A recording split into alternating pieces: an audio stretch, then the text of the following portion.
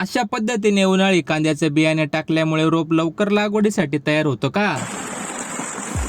नमस्कार मंडळी, आजच्या लॉगमध्ये तुमचं स्वागत आहे. मामाच्या घरी आल्यावर कळालं की कांद्याचं बियाणं टाकायला जायचंय दुसऱ्या मळ्यात. मग दाजींनी गाडी काढली, डब्याची पिशवी घेऊन निघालो. अर्ध्या रस्त्यापर्यंतच गाडी जाते म्हणून जगदीश दाजीने गाडी पार्क केली आणि पुढचा प्रवास या मकईच्या बांधांनी करावा लागला. घाबरत कसं तरी मकईचं जंगल पार केला आणि मळ्यात आलो. मामाने संपूर्ण पट्टीत वाफे पाडून घेतले. मग जगदीश दाजींचं आणि माझं काम सुरू झालं वाफे सुधरवायचं. नंतर मामांनी महत्वाची गोष्ट आणली ना भाऊ, ती म्हणजे कांद्याचे बियाणं. हा बघा, असा कलर असतो बरं का कांद्याचा. आणि मागच्या व्हिडिओ जी कांद्याची चाळ फोडली होती ना, त्या कांद्याचे बियाणं आहे बरं का मंडळी. कांदा कसा होता पण एक नंबर होता ना. आणि तुमचं कांद्याचं बियाणं टाकून झालं की नाही कमेंट करून नक्की सांगा बरं का मंडळी मला. मामांनी संपूर्ण पट्टीत उळ्या फोकून झाला आणि बियाणं टाकलेल्या पट्टीत परत ही बैल कशाला आणल्या असतील बरं, हा विचार करतच होतो. तेवढ्यात मामांनी वखराला लोखंडाचा तुकडा लावून संपूर्ण पट्टी परत वखरून घेतली. म्हणजे बियाणे पावड्यांनी चाळायची गरज नाही. कसा वाटला जुगाड? भारी आहे ना. आवडला असेल तर लाईक नक्की करा. मग जगदीश दाजींनी निंबोळीच्या फांद्यांची पेंडी बांधायला सुरुवात केली आणि मामांचा बैलांचा वखर पण थांबला. तेवढ्यात पाण्याची मोटर सुरू झाली. पेंड्यांचा उपयोग ह्या कामासाठी होता का? बघा मंडळी, भरपूर गोष्टी शिकायला भेटल्या बो आपल्याला आज. मग संपूर्ण पट्टी पाणी भरून झाला आणि आम्ही निघालो घरी.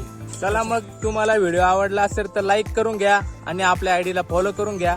भेटूया उद्याच्या लॉग मध्ये मंडळी.